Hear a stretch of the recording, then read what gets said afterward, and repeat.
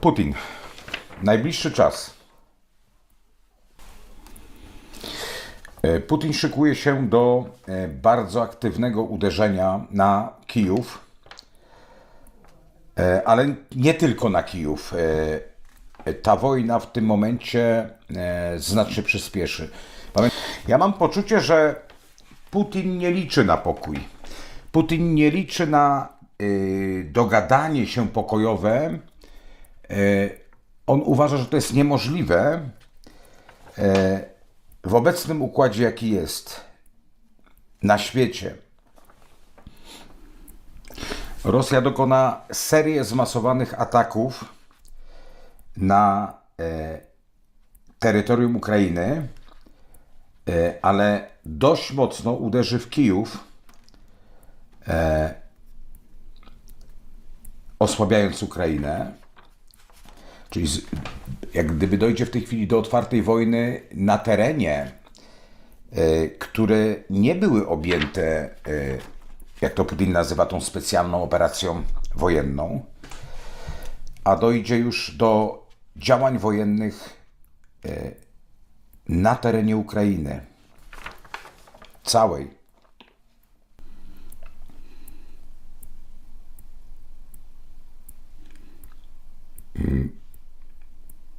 Na Ukrainie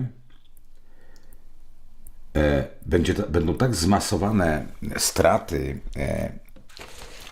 wojenne w okresie właśnie grudnia, jeszcze w okresie przed świętami Bożego Narodzenia, że to będzie chyba najtragiczniejszy okres na Ukrainie od czasu trwania tego konfliktu.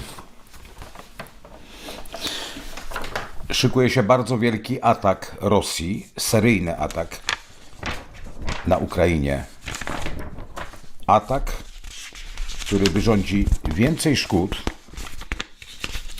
i może inaczej, w swoim nasileniu najsilniejszy od czasu powstania konfliktu. Żeleński. Kojarzy mi się Kijów mocno zniszczony. Szykuje się bardzo poważne uderzenie Rosji na Ukrainę, ale też na Kijów.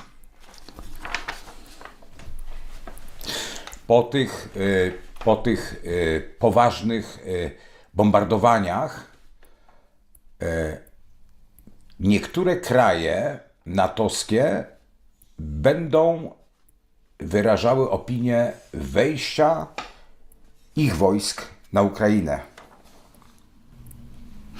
Żeleński jednak boi się, że na słowach to się skończy.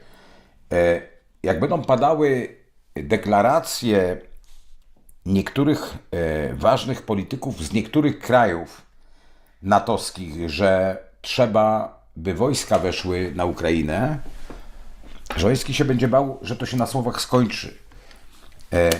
Rosja wywoła w najbliższym czasie straszny bałagan tymi działaniami na Ukrainie.